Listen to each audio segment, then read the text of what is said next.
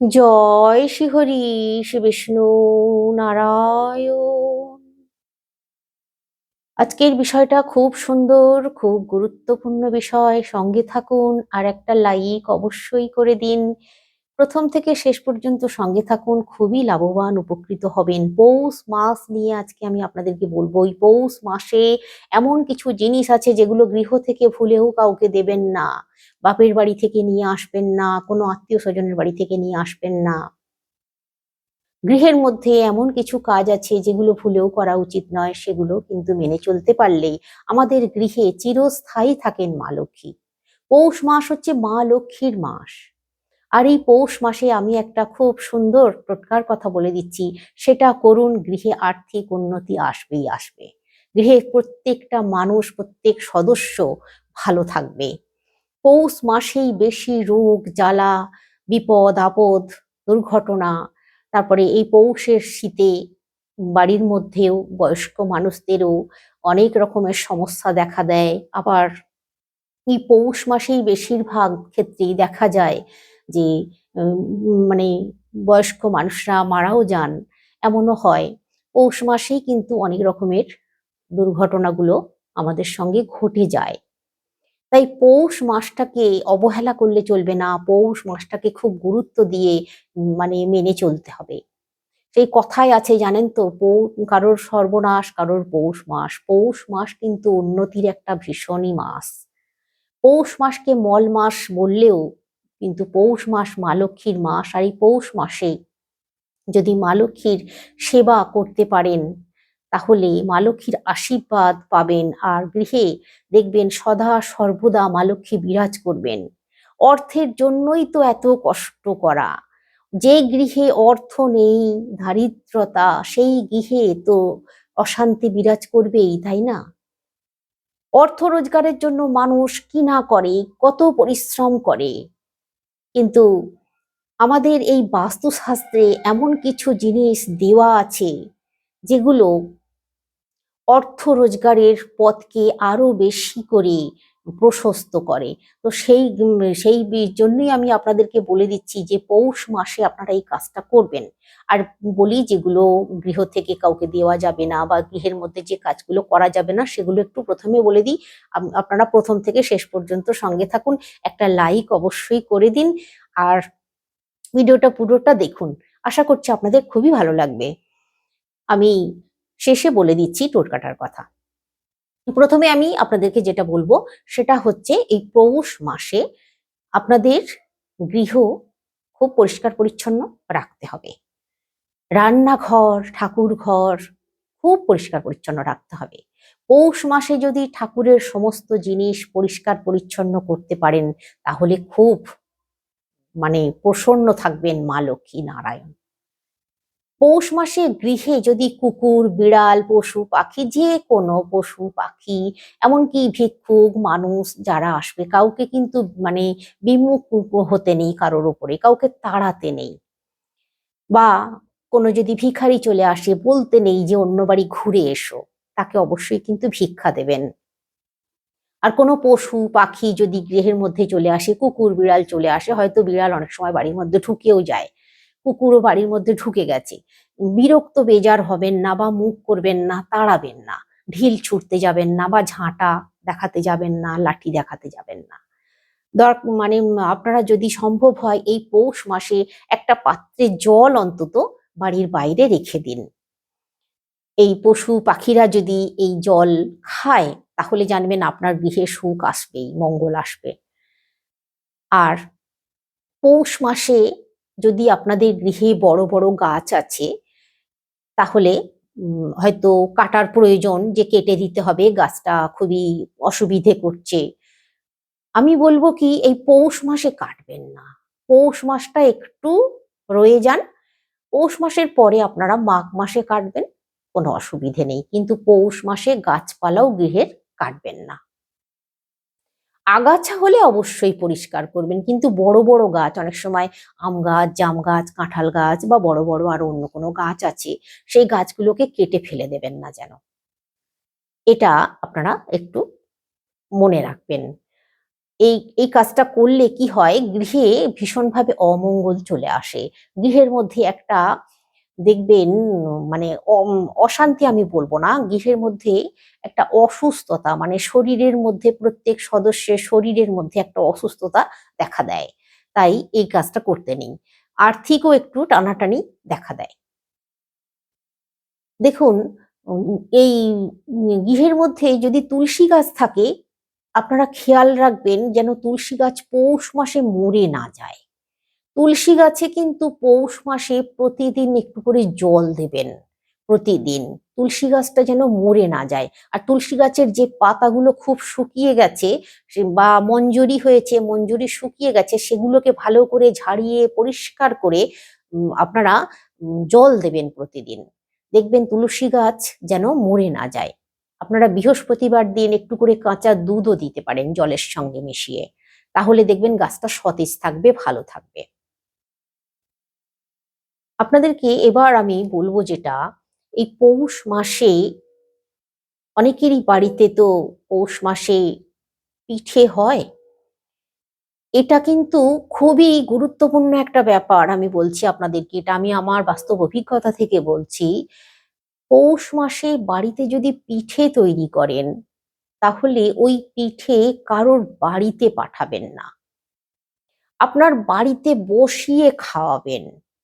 কখনোই কিন্তু পিঠে বাইরে পাঠাবেন না কাউকে, বা কারোর বাড়িতে দিয়ে আসতে যাবেন না। পৌষ মাসে আমি বলছি, আমি অন্য কোনো মাসের কথা বলছি না। এই পৌষ মাসে এই নিয়মটা কিন্তু খুব ভালো করে মেনে চলবেন। পৌষ মাসে এই মানে পিঠে বা চালের তৈরি কোনো জিনিস পাঠাবেন না। এমনকি পৌষ মাসে ভাত, রান্না করা ভাতও কাউকে পাঠাবেন না। অনেক সময় পোলাও রান্না করেছেন হয়তো, বা মিষ্টি পোলাও বা এমনি পোলাও, যে কোনো পোলাও রান্না করেছেন, পায়েস রান্না করেছেন, এই চালের জিনিস পৌষ মাসে কারোর বাড়িতে গিয়ে দিয়ে আসবেন না।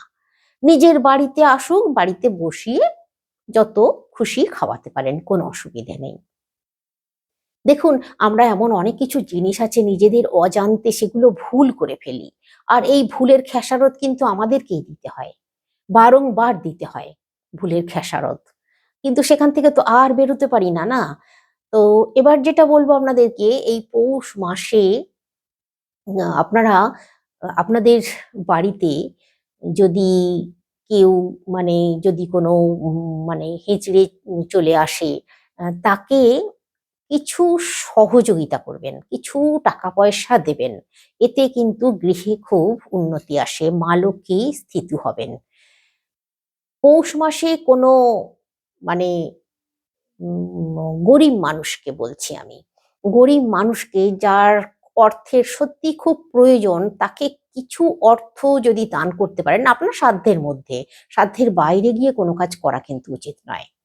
সাধ্যের মধ্যে দানের নেশায় নিজের সমস্ত কিছু খুইয়ে দান করে দিলাম, এটাও করলেও কিন্তু মা লক্ষ্মী চঞ্চল হয়ে যান, মা লক্ষ্মী থিতু হন না। নিজের সাধ্যের মধ্যে যেটুকু দান করা সম্ভব, যেটুকু দেয়া সম্ভব দিয়ে সহযোগিতা করুন, দেখবেন মা লক্ষ্মী ভীষণ সন্তুষ্ট থাকবেন। এবার আপনাদেরকে বলি, পৌষ মাসে বাপের বাড়ি থেকে কোন জিনিসগুলো ভুলেও আনবেন না। এমনকি কখনোই বাপের বাড়ি থেকে এই জিনিসগুলো আনতে নেই। আর পৌষ মাসে তো ভুলেও না, ভুলেও না। পৌষ মাসে আপনারা বাপের বাড়িতে গিয়ে থাকবেনও না, রাত্রিও কাটাবেন না। যদি পৌষ মাস পড়ার আগে চলে যান, পৌষ মাস পড়ে গেছে তখনও ফিরতে পারছেন না, তাহলে পুরো পৌষ মাসটা থেকে যাবেন, মাঘ মাসে ফিরবেন। মানে আমি এটা বলছি, আপনারা হয়তো অন্যরকম ভাবে নেবেন, কিন্তু অন্যরকম ভাবে নেবেন না। পৌষ মাসে কোথাও গিয়ে রাত্রি থাকতে নেই, শুধু বাপের বাড়ি কেন, কোথাও গিয়ে রাত্রি কাটাবেন না, নিজের গৃহে থাকবেন। তাহলে কি হয় জানেন, মা লক্ষ্মী স্থিত থাকেন। না হলে কিন্তু মা লক্ষ্মী চঞ্চল হয়ে যান, গৃহের স্বামীর মানে নিজেদের স্বামীদের খুব অকল্যাণ হয়, আর্থিক দিকটা ভীষণ মন্দা দেখা দেয়। বিশেষ করে যারা ব্যবসা বাণিজ্য করছেন তাদের ক্ষেত্রে দেখবেন, আমার কথা মিলিয়ে নেবেন, এই জিনিসটা হবেই হবে। আর্থিক তাদের ব্যবসায় ভাটা পড়বে। কথাতেই আছে জানেন তো, গৃহের লক্ষ্মী হচ্ছেন আপনারা। তাই গৃহের লক্ষ্মী যদি গৃহ ছেড়ে চলে যায়, অন্য কোথাও গিয়ে রাত্রি কাটায়, তাহলে তো বাড়ির বাইরে চলে গেল মা লক্ষ্মী, তাই না? তো এবার আমি আপনাদেরকে যেটা বলবো যে এই পৌষ মাসে আপনারা যদি বাপের বাড়িতে যানও, বাপের বাড়ি থেকে নিশ্চয়ই যাবেন, যাবেন না কেন, নিশ্চয়ই যাবেন বাপের বাড়িতে। মানে গেলেও আরো একটা কথা আমি বলে দিই, আপনারা হয়তো বলবেন, এক্ষেত্রে আমি আরো একটা কথা বলে দিই, যেমন নিয়ম আছে নিয়মের ফাঁকও আছে। পৌষ মাস পড়ে যাবার পর আপনারা বাপের বাড়ি যাবেন, তাহলে একদিন দুদিন থেকে বা এক সপ্তাহ থেকে পৌষ মাসের মধ্যেই চলে আসুন। আমি এটা কিন্তু বলে দিলাম আপনাকে, এটা আইনের ফাঁক, এটা আপনারা করতে পারেন, এতে কিন্তু কোনো অতটা অসুবিধা হবার কথা নয়। তবে আপনার গৃহে যদি মা লক্ষ্মী আছেন, নারায়ণ আছেন, তাকে যেন অভুক্ত থাকতে না হয়, তার জন্য ব্যবস্থা করে তারপর নিশ্চয়ই যাবেন, রাত্রি থাকবেন। কিন্তু পৌষ মাস কেটে গেলে আসবেন, পৌষ মাস পড়ে গেছে গেছেন, পৌষ মাস পেরিয়ে যাচ্ছে তারপরে ফিরবেন, এটা করবেন না। আমি আপনাদেরকে দেখুন ভালো করে বলে দিচ্ছি, পৌষ মাস পড়ে গেলে যাবেন, পৌষ মাস থাকাকালীনই এক দুদিন থেকে বা এক সপ্তাহ থেকে চলে আসবেন, এটা করবেন, তাহলে অতটা অসুবিধা হবে না। আর ওই যে বলে দিলাম, বাড়ির ঠাকুর দেবতা, বাড়ির মা লক্ষ্মী নারায়ণ যেন অভুক্ত না থাকে, জল যেন পায়, সেই ব্যবস্থা করে যাবেন। এবার যেটা বলবো, বাপের বাড়ি থেকে কোন জিনিস আনা যায় না একেবারেই জানেন তো? আর পৌষ মাসে তো নয়ই।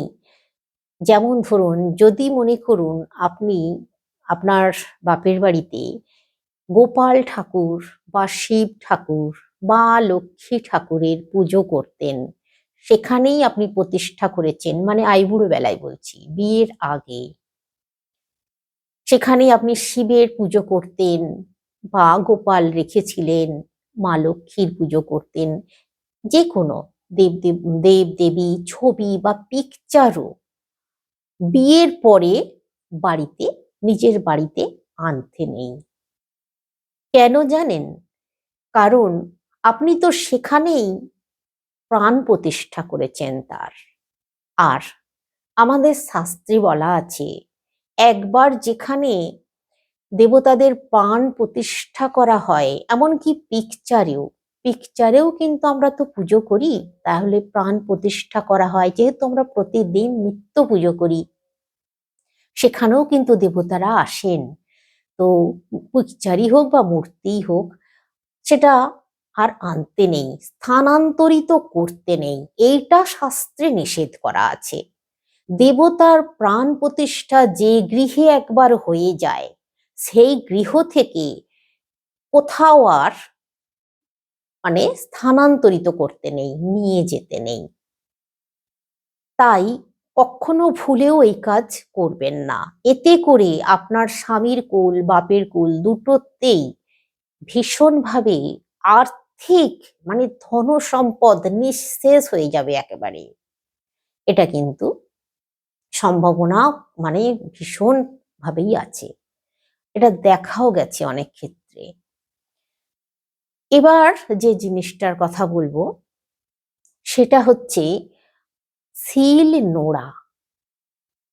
দেখুন, আজকাল শিল নোড়া কেউ ব্যবহার করে না, সবাই মিক্সিতে ব্যবহার করে। হয়তো বাপের বাড়িতে গেছেন, আপনার হয়তো মিক্সি নেই, বা মিক্সি থাকলেও মিক্সি খারাপ হয়ে গেছে, শিলনোড়া একটা খুবই প্রয়োজন, একটা বাড়িতে শিলনোড়া থাকাও তো খুব প্রয়োজন। সেখান থেকে হয়তো তাদের হয়তো এক্সট্রা আছে, আপনি হয়তো শিলনোড়া নিয়ে আসছেন।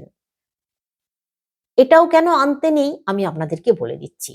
শিল নোড়াও কিন্তু বাপের বাড়ি থেকে শ্বশুর বাড়িতে আনতে নেই, মানে স্বামীর বাড়িতে আনতে নেই, এমনকি অন্য কোথাও থেকেই আনতে নেই। শিলনোড়া হচ্ছে, এই যেমন ধরুন সরস্বতী পুজোর সময় শীতল ষষ্ঠী হয় না, এই শীতল ষষ্ঠীর দিনে শিল নোড়ার পুজো করি আমরা, পুজো করা হয়, প্রত্যেক গৃহেই পুজো করে। তাই শিল নোড়াকেও কিন্তু আনা যায় না।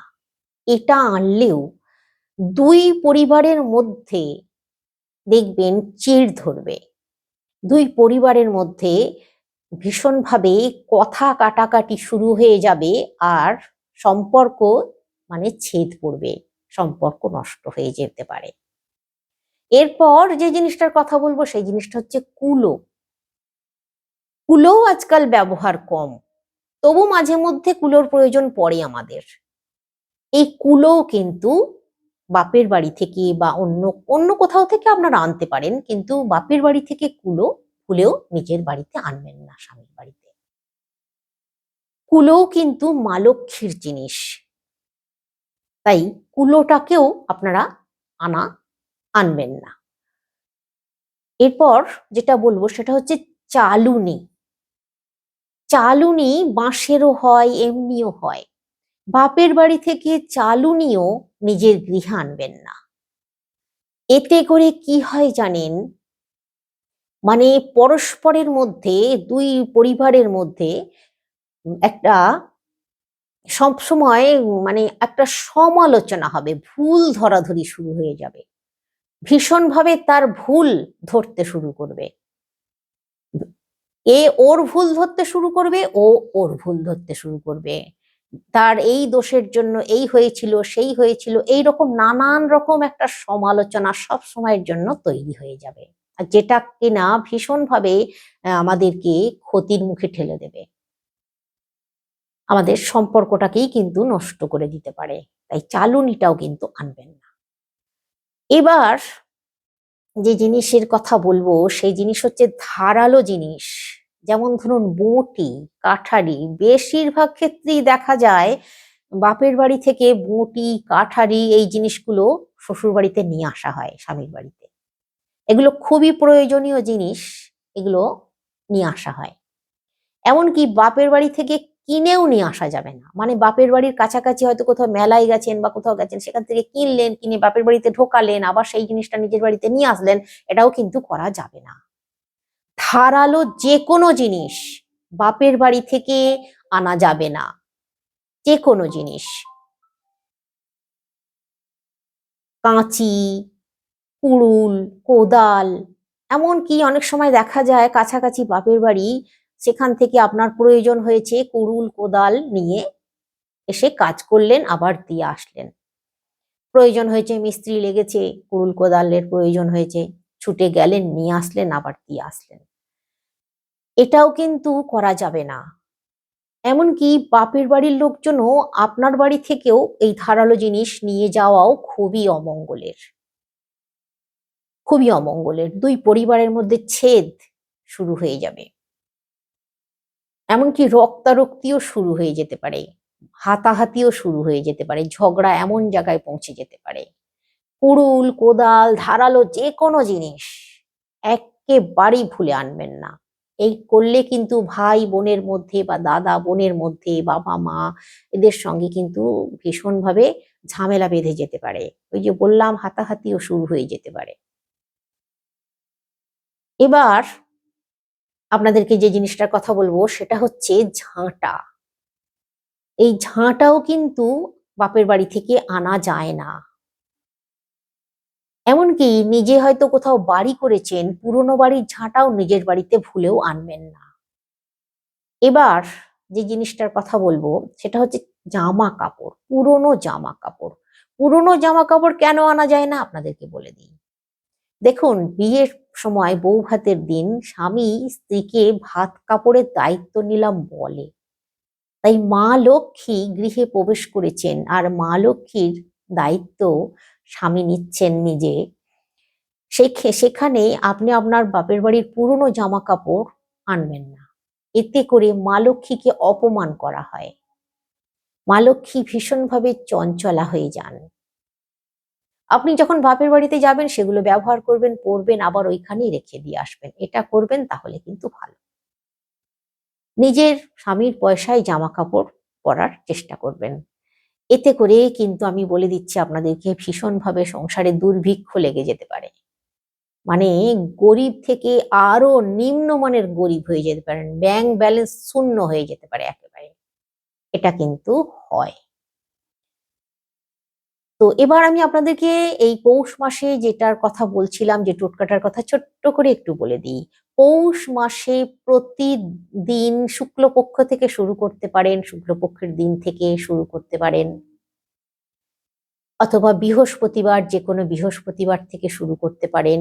মেন যে সদর দরজা আছে, সদর দরজায় হলুদের স্বস্তিক এঁকে দেবেন।